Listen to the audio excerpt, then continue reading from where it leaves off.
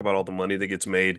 They don't talk about all the people that are going to benefit from the recovery of the stock market. It's not the crash that makes you the money, it's the recovery. So if you can withstand the decline and hold on and be a long-term investor, then most studies show, most research shows that the long-term effects of the of holding on, buying and holding is a money-making process. Now, the thing is you have to do it the right way. And that involves portfolio allocation and diversification and other things that I can help you guys on. I wrote my whole dissertation on the stock market, so this is my thing.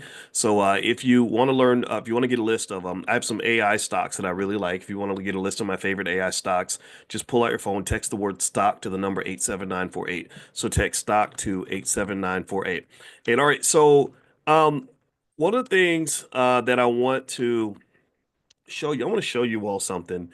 There is this comedian who did an interesting um, little thing about hip hop, and I liked what he did because he was actually helping people to understand in a very hilarious way how hip hop is pretty much, unfortunately, a lot of it is a $1 billion minstrel show. And I liked what he said because I thought that this would be that this was a great way to express it. I've expressed it and I've talked about it for about 15 years now.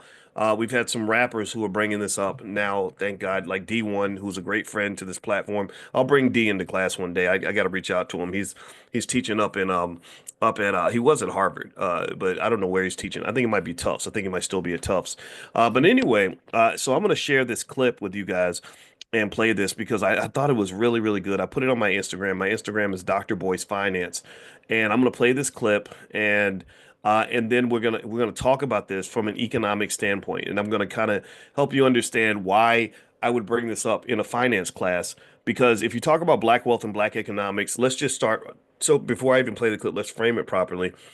Culture is everything when it comes to wealth, right? That it is everything. In fact, give me a guess if you've heard me talk a bunch of times about culture and wealth and the connection, right? My book, The Ten Commandments of Black Economic Power.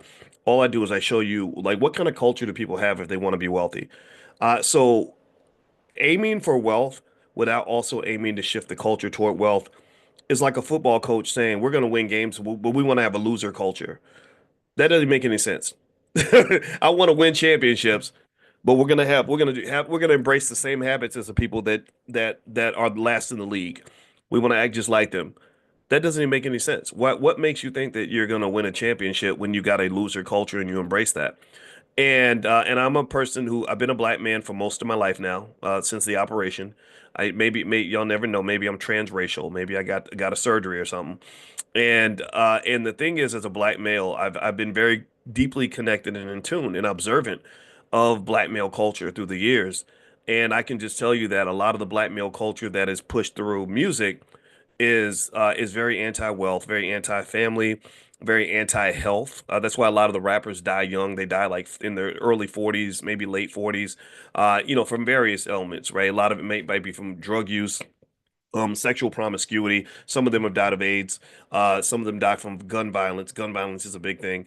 And then also financial devastation, like literally financial nuclear winters kind of occur after white people stop paying you money to go on stage and call yourself the N-word, right? So what I want to do is so I want to frame this so you just understand why I'm talking about this and why this has been so dangerous and why I do believe this was deliberately done. I don't think this was an accident. I think that somebody deliberately saw what was influencing black males and they said, we're going to go pee in the Kool-Aid and ruin their any opportunity they have to actually compete with white males. We're not going to have that.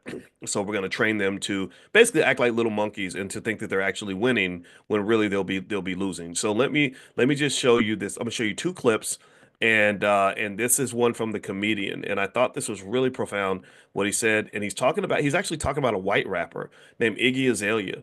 And so that's how he kind of got away with it. He wasn't talking about black people. I have a license to talk about black people. He doesn't, so he understands that, I think, but he said it in a way that I thought was awesome. So here we go. Let me play this real quick. Let me give me a yes if you can hear it. Uh-oh. I know you can't hear it because I can't hear it. Hold on. Okay, It's just try. how I talk. That's how you talk? It is. Why? Because I'm Australian. And she's rapping like a black woman from the South. I buy his new whip, fresh in some new. Damn, she is too thick. Who is this? Yeah, I'm his new. This is how Iggy Azalea talks. Hello, mate, I'm Iggy. And then when she raps, she does an impression of a black woman from the Deep South. And they record that and they sell that. And everyone's okay about it. She does an impression. Do you understand what I'm saying to you? She does an impression of a black woman, and that is put out, and everyone's all right with that happening. Do you want to... Iggy Azalea is a minstrel that couldn't be asked to black up.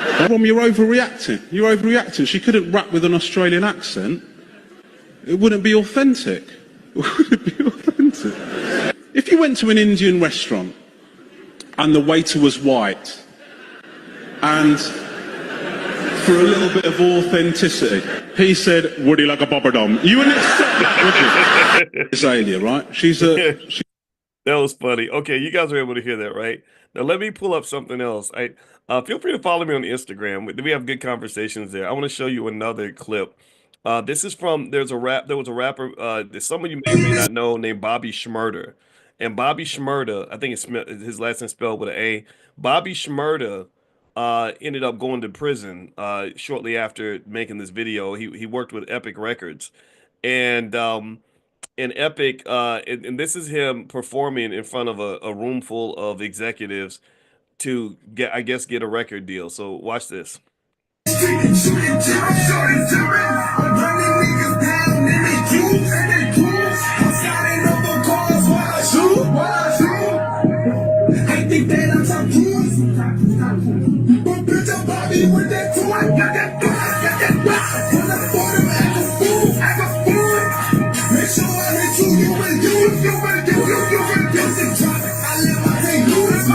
Say, I like that record, I want this song, I don't want that song. That's a white guy who's making that decision. I like the song with the obscenity, I don't like the song with the politics. So we're going to have this one on the CD and not that one. You understand? Or you want to continue to work for us? So that's the story of hip-hop, according to Patricia Rose. It is the corporate sale of racism. So, for example, Edgar Bronfman, who is the CEO under whom Liar Cohen works, who deals with Jay-Z, Edgar Bronfman is worth between $2.5 billion to $4 billion, depending on the year. So these are white people who control this industry, and we don't know much about any of them, okay? They're marketing racist images of black people, especially. Okay, so did everybody catch that? Did everybody hear that? Let me know if you were able to hear it okay. Did that come through okay? All right, great. So, and by the way, anybody that was uncomfortable with the profanity, I apologize for that, but I wanted you to see the realness. We have to be authentic here. So what's interesting about that to me is that he said a few things that were very powerful. One, he talked about the idea of selling racism, marketing racist images of black people, and making lots of money, money, money, money, money, money. That's what this class is about: money, money, money, money, money, right? And so, as a person who's all about money, following the money, understanding the incentives of money, and the power of money, and how money can either be, money can become your god, it can become your devil, or it can become a source of power, or it can be. I was very intrigued by this. I've always been intrigued by this, and I've been writing about this probably about 20 years. About 20 years. I was in another area. The area been writing about the most probably might be college athletes getting paid. I used to write about that way back in the 90s, and it was really controversial, and I had a lot of issues with that, but I didn't care. I stuck to exactly what I said, and now you see athletes are getting paid, and I'm happy about that. And so the thing with this, with hip hop, and I'm going to keep talking about it until somebody listens, until somebody, I know a few people are listening. I know D1 has done a great job in bringing this conversation up. And the reason I talk about this so much is because you're never going to really see a lot of progress in the black community until somebody confronts the culture and really stops calling that black culture. There's nothing that is not black culture. That is corporate culture. That is manufactured. They manufacture it the same way you manufacture guns, automobiles, or Cheetos. Like this is produced. This is created by the racist side of capitalism. Capitalism itself is not racist.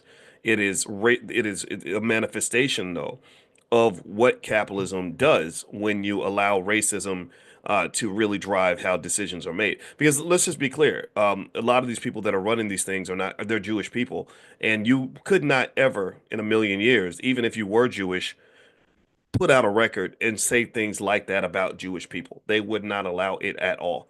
They won't even let you say things about Jewish people that are true. They won't even let you talk about Israel, right? So this is just a reminder of why economic power is so important. Part of the reason that we allow it, part of the reason that we're okay with it, part of the reason that we let it slide is economic desperation.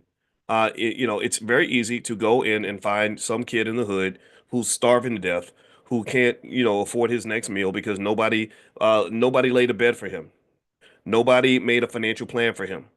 Nobody taught him how to get money in a way that preserves his integrity. Nobody taught him how to get money in a way that keeps him safe. So it's very easy to go in the hood, find some kid, and you basically say, well, rapping is better than dealing drugs. Somebody should ask, well, why was he dealing drugs? Well, because his daddy was gone. Well, why was his daddy gone?